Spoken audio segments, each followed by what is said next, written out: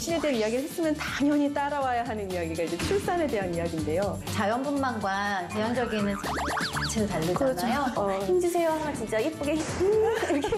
출산에 대한 이야기는 정말 무궁무진하고 끝이 없을 것 같습니다. 목이 딱 꺾이면서 별이 딱딱딱 보이는데 셋째 낳았는데 나보러 하나 더 뭐 이러면 진짜 막 나 저는 빈약하니까 이렇게 갖고 가는데 그분이 진짜 이렇게 아이만 낳는 것이 아니라 엄마도 새롭게 태어나는 것이 아닌가. 되게 남자 팬은 없어요. 여쭤보고 싶거든요. 진짜 안 들리는 건지 안 들리는 저희 정말 여쭤보고 싶습니다. 왜 못 듣는 겁니까? 이렇게 물어보고 싶어요. 1년 안에 안 빼면 너의 살이 된다고 이야기하잖아요. 그래서 언니도 했다 오늘은 출산 이야기 나눠보겠습니다.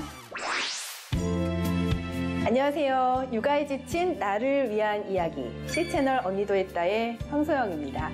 저희 지난 시간 함께 해주신 분들은 아시겠지만 지난 시간 저희가 임신에 대한 이야기를 나눴습니다. 저는 그 임신에 대한 이야기를 했으면 당연히 따라와야 하는 이야기가 이제 출산에 대한 이야기인데요. 출산에 대한 이야기는 정말 무궁무진하고 끝이 없을 것 같습니다.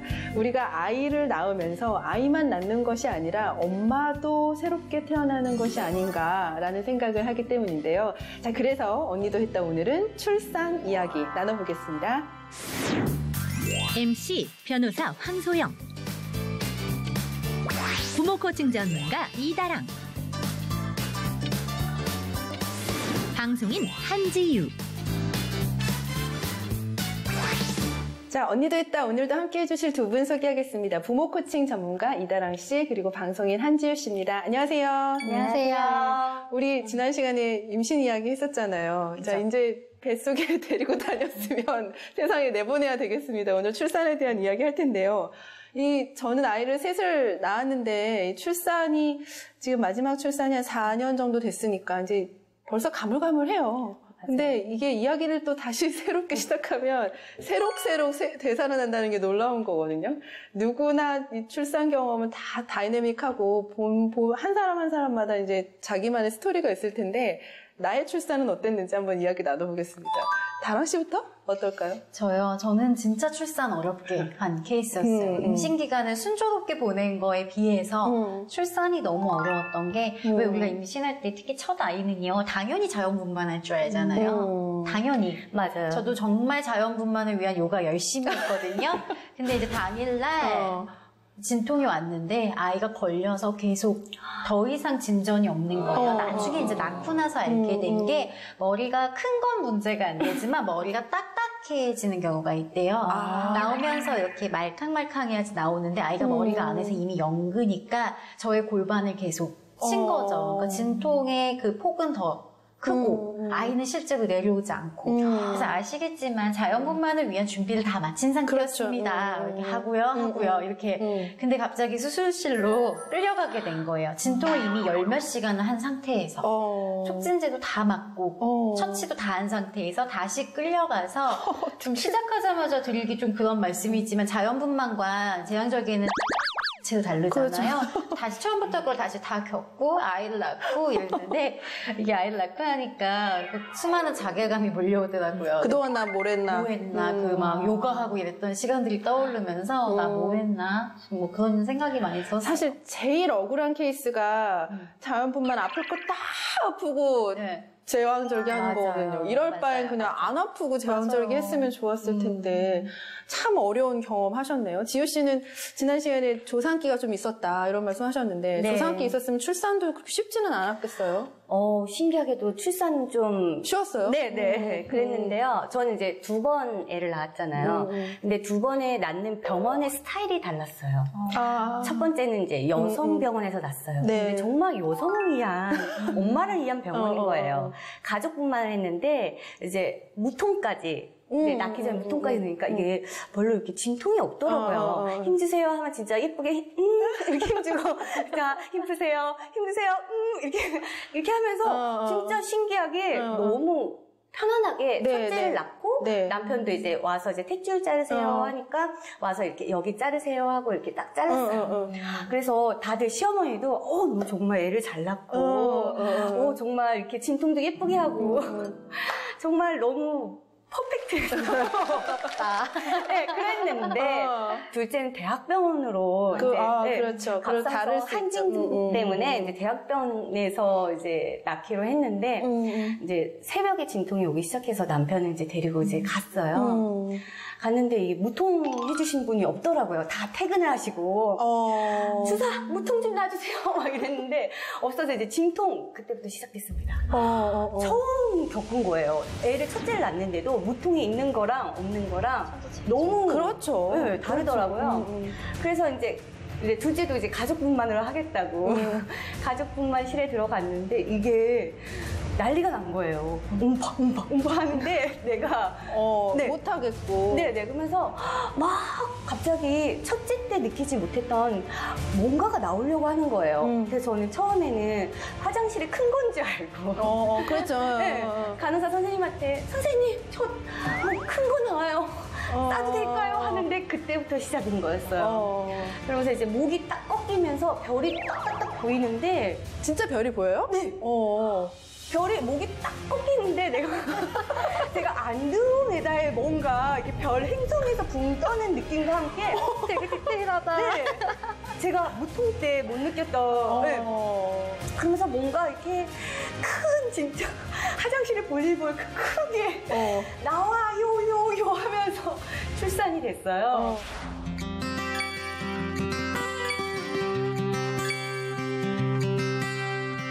자, 우리 그러면 이제 아이를 낳았으니까 출산 이후에 우리 마음에 대해서도 이야기 나눠봐야 할 텐데 이거 우울증 이야기 안 할 수 없습니다. 왜 그렇게 우울한지 저는 제 성격이 이렇게 막 우울하거나 우울감 자체를 견디지 못하는 사람인데도 알 수가 없이 우울한 거예요. 왜 그랬는지 모르겠어요. 근데 누구나 다 그런 시기를 거치거든요. 지유 씨도 그러셨죠? 네, 그렇죠. 딱 낳자마자 이제 산후조리원에 들어가잖아요. 딱 들어갔는데 너무 슬픈 거예요. 왜 슬프지? 왜 때문이지? 저는 네, 호르몬 때문인데 저는 이제 자연분만을 해서 이제 뭐 성공했다 했는데 이제 모유수에서 좀 딱 걸렸어요. 막 족 같은 거 고아서 먹고 사골 먹고 하는데 이게 안 따라주더라고요. 아기는 또 너무 잘 먹고 그래서 거기서 딱 걸렸어요. 그런데 산후조리원에 들어가자마자 다들 뭐에 몰입하냐면 그렇죠. 네. 이거 저 타날마 표시가 좀 손의 위치가 좀 그런가요? 그 위치래요 갑자기. 그 모유수유 하나만 진짜 그것만 보고 달리잖아요. 맞아요.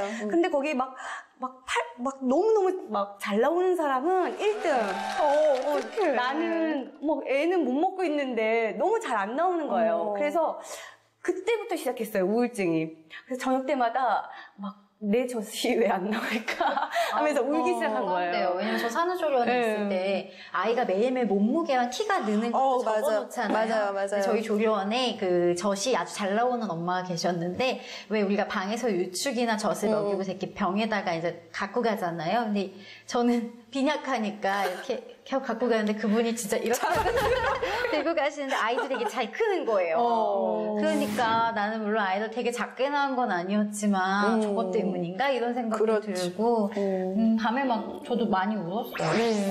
안 그래도 이 시기가 호르몬이 막 미쳐 날뛴다. 어머 이런 표현도 또 미안한데 미쳐 날뛴다고 해요. 그래서 안 그래도 우울한데 사람들이 옆에서 한두 마디씩 이렇게 흘리는 말 이것 때문에도 되게 많이 스트레스 받거든요. 어떤 말이 제일 힘드셨어요?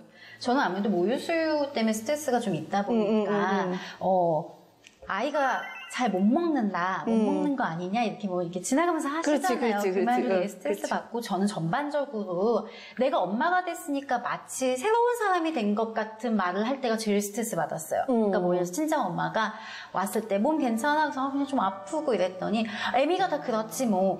시어머니도 아유 애미가 고생해라 엄마가 그렇단다. 아무 말도 아니에요. 아무 말도 아니지. 지금 해석하면 아무 말도 아닌데요.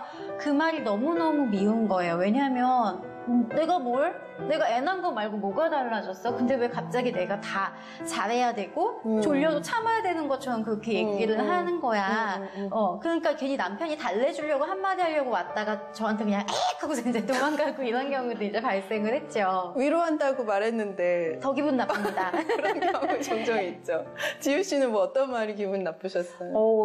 저도 역시 모유수에서 좀 힘들었던 부분이 애가 굶는다. 나도 굶어요. 나도 배고픈데. 나도 배고파요. 나도 먹이고 싶은데 애가 굶어서 어쩌냐. 막 계속 이렇게 옆에서 그러면 분유 먹이고 있지 않습니까? 그런데 그 얘기랑 또 모든 관심이 또 애한테 돌아가니까 그런 것도 약간 섭섭했던 것 같아요. 저는 뭐 다 딸이니까 하나 더 뭐 이런 거 있잖아요. 셋째 낳았는데 나보러 하나 더 뭐 이러면 진짜 막 나 자꾸 오늘 가격이 주는데 정말 너무 때리고 싶은 거예요. 셋째도 나와보니까 너무 예뻤지만 셋째도 사실 계획해서 나온 건 아니었는데 저라고 왜 아들 안 바랬겠습니까? 저도 아들이면 좋았는데 근데 이제 우리 애가 이 방송을 나중에 커서 어디서 보진 않겠지만 솔직히 아들이 아니어서 저도 속상했던 마음이 있었어요. 저도 왜 없었겠어요. 근데 나보니까 너무 예뻐서 너무 만족을 하고 있는데 이제 지나가시는 말로 그래도 아들은 하나 있어야지 이러시면 마음이 막 좀 그렇더라고요. 근데 뭐 이제는 좀 웃으면서 넘길 수 있는데 뭐 서로 좋자고 하는 말이니까 이제 그랬는데 그 당시에는 안 그래도 막 힘든 상황에서 이제 지나가면서 하시는 말들이 그렇게 기분이 좋지는 않았던 것 같아요.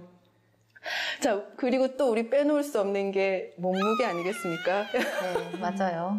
몸무게 많이 부르셨어요, 몸이? 네, 몸 막 엄청 분 건 아니지만 그래도 우리가 살면서 십몇 킬로가 찌는 일은 흔하지 않잖아요. 십몇 킬로만 찌나요? 되게 적게 찐 건데도. 그렇죠. 근데도 이제 저는 아이를 낳고 나면 그래도 어느 정도는 빠져나올 줄 알았던 거죠. 근데 몸무게가 한 3kg 정말 아기 몸무게 정도 딱 빠지고 진전이 없는 거예요. 그리고 그게 꽤 오래 가잖아요. 1년 지나고 이래도 안 빠지고 심지어 1년 안에 안 빼면 너의 살이 된다라고 이야기하잖아요. 근데 옷까지 안 맞으니까 가뜩이나 외출도 잘 못하는데 외출 한번 하려고 했을 때 옷이 안 맞으니까 이게 또 감정을 이렇게 호르몬을 막 날뛰게 하더라고요. 저는 결국 못 뺐어요. 결국 저는 그 상태 계속 있고 그날 이후로 계속 다이어트는 제게 숙제로 남아있는데 아니 어느 순간 다이어트를 포기했나라는 생각이 들 정도로 그냥 여기는 지유 씨한테 여쭤봐야 될 것 같아. 몸매가 날씬하시니까. 저도 한 20kg 넘게 쪘어요. 네, 그래갖고 저는 이제 우선 딱 이렇게 20kg 찌니까 이렇게 살이 안 붙을 때 막 붙잖아요. 그렇죠. 엉덩이, 맞아요. 배, 뭐 허벅지, 배, 막 그런 데가 아직도 남아있긴 해요. 사람들이 그게도 좋습니다. 네. 좀 놀래요. 너 얼굴에 그쪽 부위는 좀 아니다. 이렇게 놀래긴 하는데, 네, 저는 이제 일이 좀 약간 그렇죠. 보여지는 일이니까. 직장이니까 한 5개월 안에 빼려고 노력을 해요. 그래서 이제 한두 달은 이제 몸 보양한다고 잘 먹고 잘 쉬고 애기 이제 뭐 젖줘야 되는데 젖이 잘 안 나오니까 분유 먹이면서 이제 그러면서 제 몸을 좀 잘 관리하다가 몇 개월 안에 딱 빼야 된다 그런 게 있어가지고 저도 이제 한 2, 3개월 지나면 그때부터 군것질을 안 했어요. 관리를 그래도 계속. 네. 왜냐면 그 전에 먹었을 때랑 똑같이 먹으면 이게 안 빠질 것 같은 거예요. 그래서 좀 이게 군것질 안 하고 먹는 걸 좀 조절을 했죠. 그래도 자기 조절이 분명히 필요한 부분이 이렇게 해야 되는 거군요. 있죠. 근데 못 먹으면 스트레스가 더 쌓이니까 뭔가 당을 채워놓고 안 먹으면 안 돼 이러면서 밀가루 같은 거 계속 먹어줘야 되잖아요. 그렇죠. 모든 좋은 것은 탄수화물로부터 나온다. 그럼요.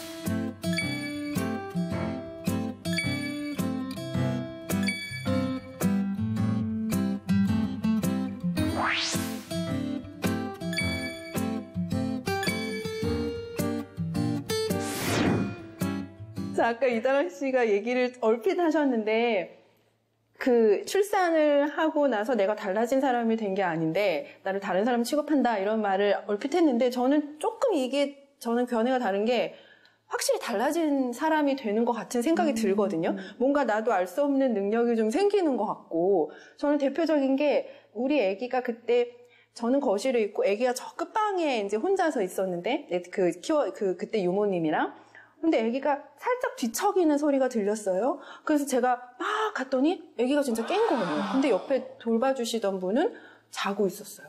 그래서 내 귀에 레이더가 달렸나? 내가 어떻게 이걸 알지? 이랬던 경험이 있거든요. 그런 경험들 있지 않으세요, 두 분 다? 그렇죠. 근데 아이 소리도 더 잘 들리고 힘도 더 세져서 맞아, 이쪽에 맞아. 아이 안고 유모차 막 밀고 맞아요, 이러잖아요. 맞아요. 근데 문제는 이제 그 능력을 나만 갖게 되는 거예요. 그렇죠. 남편은 모르고. 정말 문제죠. 네. 제가 이 얘기를 왜 꺼냈냐면 왜 남편은 이걸 못하는지 이 얘기를 해보려고 했어요. 들어요. 이상하게. 같이 있는데. 그래서 같이 재우고 자는데 애가 낑 울어. 왜 나만 깨지? 맞아요. 왜 나만 깨지? 왜 그러는 거예요? 그리고 저만 깬과 동시에 몸이 같이 딱 일으켜지잖아요. 맞아요. 근데 보면 자고 있고 제가 이제 아이 아플 때도 그렇고 나중에 못 들었어? 이러면 정말 못 들었다는 거예요. 여기 남자 패널 없어요. 여쭤보고 싶거든요. 진짜 안 들리는 건지 안 들리는 저희 정말 여쭤보고 싶습니다. 왜 못 듣는 겁니까? 이렇게 물어보고 싶은데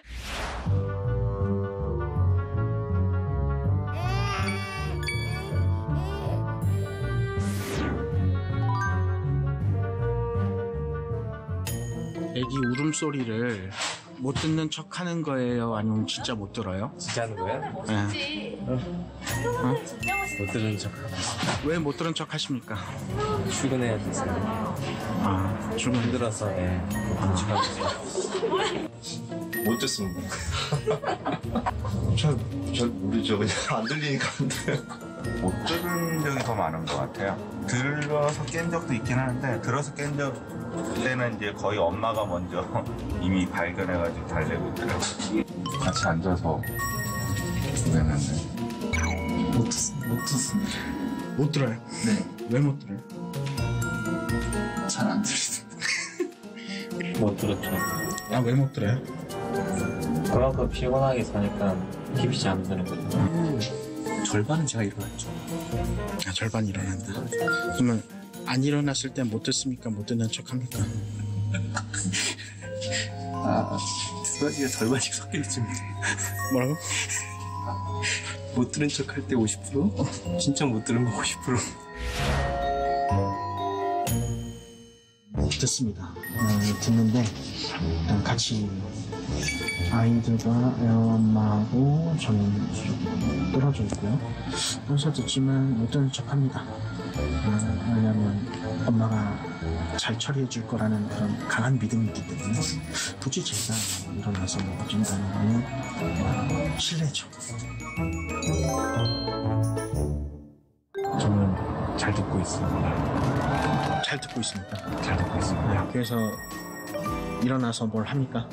일어나서 기저귀를 밟고요. 아이를 달래고 제가 다시 재웁니다. 와이프는 주무시고. 와이프가 낮에 아기한테 너무 시달렸기 때문에 와이프를 위해서 제가 새벽에는 희생하고 있습니다. 계속 듣고 있죠. 뭘 어떻게 해요? 듣고 있으면 갈아주나요? 뭐 그렇죠. 매번? 애가 많으니까 매번 갈아주고 도와주고. 그냥 혼자도 다 많은 거 못하니까 남편이 도와줘야죠. 그래야 가족의 평화를 위해서.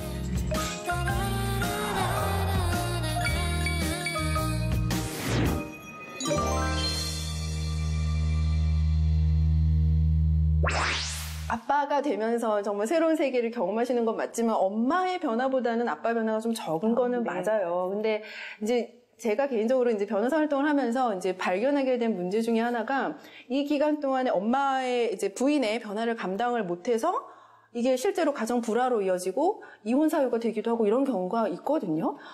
대표님도 많이 보시죠? 그럼요. 진짜 이 시기에 부부관계 틀어진 게 맞아요. 이후에 육아하면서 전혀 나아지지 않잖아요. 맞아요. 그래서 계속 이어지거나 요즘은 사실 산후우울로 이제 문제가 생기는 경우 아이와 함께 뛰어내린다던가 이런 일들도 지금 그런 뉴스에 경우도 거의 있죠. 연일 나오고 있잖아요. 사실 엄마가 혼자서 해결할 수 있는 문제가 아니란 말이에요. 근데 같이 맞춰가야 하고 또 남편도 사실 아빠가 되는 게 처음이기 때문에 이 둘 사이를 도와줄 또 누군가가 필요한 경우가 있거든요. 근데 사실상 일반적으로 평범한 가족 안에서 그런 도움을 찾기란 정말 어렵지요. 그러면 어쨌든 뭐 남편 입장도 이해는 돼요. 여자들은 신체적인 변화를 겪으면서 감정적인 변화를 겪기 때문에 뭔가 변화가 전면적이지만 남자들은 이렇게 환경만 변한 거잖아요. 그러니까 이거를 의식적으로 노력하지 않으면 사실 이 변화에 따라가는 게 남자들 입장에서도 쉽지는 않겠다. 근데 어쨌든 여자들은 섭섭하고. 맞아요. 그죠. 어떤 게 있으면 이 괴리가 조금 줄어들 수 있을까요? 이거 좀 고민 함께 해봐야 될 것 같은데. 그렇죠. 근데 저 얼마 전에 SNS에서 남편들이 그 출산할 때 느끼는 그 진통을 기계로 똑같이 느끼게 하고요. 그다음에 밤에 잘 때 우리가 아이 때문에 계속 선잠이 깨잖아요. 그것 같은 고통을 계속 주는 영상을 본 적이 있어요. 우리나라 영상은 아니었던 것 같아요. 1, 2, 3. Oh my god.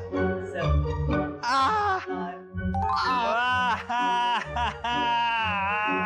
그러니까 사실 경험해보지 않으면, 그러니까 우리가 이제 요즘 젊은 아빠들은 임신과 출산이 힘든 건 잘 알고 있고, 뭐 마사지도 해주고 잘 해주지만, 이게 힘들구나라고 아는 것과 실은 거기에 한번 감정이 그렇죠. 이입돼보는 건 완전 다르거든요. 근데 어느 정도의 그런 아빠 교실이 예전보다 많아지긴 했는데요. 굉장히 피상적인 경우가 많아요. 그냥 이렇게 도와주세요. 이렇게 이제 하는데, 이 도와준다는 관점도 좀 벗어나서 실은 이게 같이 만든 아이고 함께 이루어 나가야 되는 가정이니까 거기에 대해서 좀 실질적인 뭐 실제 진통까지 느끼게 할 수는 없지만 느끼기 힘듭니다.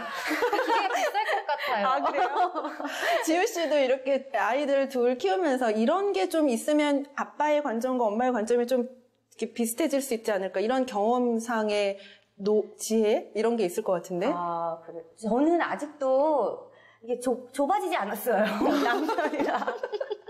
왜냐면, 그게 이제 출산 이후로 뭐 이제 훈육도 있잖아요. 그렇죠, 훈육할 맞아요. 때도 제가 혼내는 거는 그렇게 괜찮은데 남편이 혼내면 그렇게 못 참겠어요. 그래서 막 남편이 혼내고 있으면 방 안에서 저 혼자 막 부들부들 떨면서 막 나가고는 싶은데 또 나가면 남편이랑 그렇죠. 또 부부싸움이 되잖아요. 그래서 저는 이게 진짜 좁아지기에는 너무 남자랑 여자는 다른 거라고 생각하기 때문에 저는 그래갖고 이렇게 많이 찾아봐요. 소셜 같은 거에서 많이 글 같은 거 읽어보면서 저런 남자도 있구나, 이런 남자도 있구나, 우리 남편 요래서 조금 괜찮구나.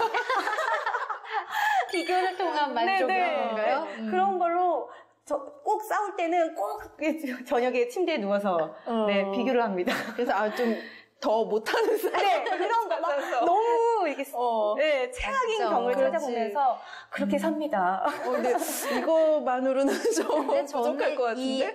제가 상담하면서 보면요. 남편들이 물론 이제 배우고 이런 것도 되게 중요하지만 실은 남편이 잘 알아서 내가 봐줄 테니까 좀 쉬고 와 아니면 내가 어디 보내줄 테니까 하루라도 편히 자고 와 이렇게 해줘도요. 엄마들이 아까 말씀하셨잖아요. 또 다른 모성을 통해 모성 대폭발 시기가 돼서 아이가 내가 없으면 절대 안 돼. 내가 맞아. 해야 돼. 요게 굉장히 크기 때문에 누군가가 도와준다 그래도 스스로 그것을 막고 있는 경우도 사실 저는 굉장히 정말 많이 보게 많아요. 돼요. 그래서 엄마들이 가장 느끼는 감정이 내가 얘를 낳자마자 얘한테 모든 걸 완벽하게 잘 해주는 존재가 되어야 한다고 생각해서 주변에서 심지어 도움체계가 있어도 거절하는 경우가 있는데요. 그러니까 뭐 대단한 거 아니어도요. 내가 분유 먹일 테니까 잠깐 목욕하고 와. 이래도 내가 안심을 못해서 저도 그랬던 것 같아요. 막 이렇게 하는데요. 실은 아이는요.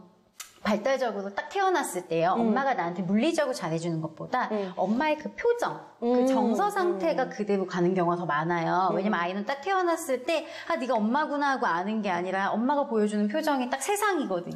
그래서 엄마가 웃고 있으면 살만한가 봐, 괜찮은가 봐. 이 세상이. 근데 엄마가 뭔가 예민하고 힘들고 모유수유냐 분유수유보다 이렇게 수유할 때 엄마의 표정과 그 여유로움이 더 중요한 건데 왜 이렇게 안 나와 이런 표정 자체가 아이에게 불안감으로 전달되는 경우가 많아요. 그리고 이제 엄마가 개인적으로 자신을 돌볼 때는 실은 지금 이 순간 아이 뭐 돌이든 돌전이든 임산부든 그 아이를 키우는 그 순간이 굉장히 중요한 건데요. 우리가 우울이나 불안감을 느끼는 엄마들과 이야기를 나누다 보면 이 시점이 너무 지나치게 과거에 있거나 너무 지나치게 미래로 가는 경우가 있어요. 내가 그때 그렇게 했었어야 됐는데 거나 아니면 앞으로 이렇게 되면 어떡하지? 그래서 지금 이 순간 날려버리는 거죠. 근데 나중이 되면요, 이게 또 과거가 돼서 후회가 돼요. 맞아. 나 그때 한참 예쁠 때 더 많이 지켜봐 줄 걸. 맞아. 그런 쓸데없는 고민하지 말 걸. 이런 생각이 들어요. 그래서 뭐 남편에 대한 얘기는 많이 해주셨으니까 전 엄마가 자기 스스로 마음가짐을 이제 갖게 될 때요. 지금 이 순간. 요 아이를 키우는 나의 현재, here and now에 집중하는 거. 그게 저희가 상담적으로 조언을 드릴 때도 가장 많이 접근하는 방식인 것 같아요. 자, 이제 출산에 대한 이야기 이렇게 좀 접어보도록 할게요. 우리가 출산 이후에 우리 삶이 분명히 달라진 것은 맞는 것 같습니다. 전 흔히들 이제 그 후배들한테 요단강 건너는 거야 이런 이야기 많이 하는데 그게 정말 나쁜 의미는 아니었어요. 왜냐면 정말 새로운 세계가 있는 것은 분명하고 한편으로는 환영해, 잘 왔어 이런 이야기 했는데 저희 방송 보시고 할만하다는 거 아직 못하신 분들 아직 할만하다는 거 함께 나누셨으면 좋겠고 또 본인의 경험이 있으시면 또 함께 이렇게 게시판 같은 데 글 남겨주시면 나눌 수 있었으면 좋겠습니다. 저희 다음 주에 또 다른 주제 가지고 다시 찾아뵙겠습니다. 함께 해주신 여러분 고맙습니다.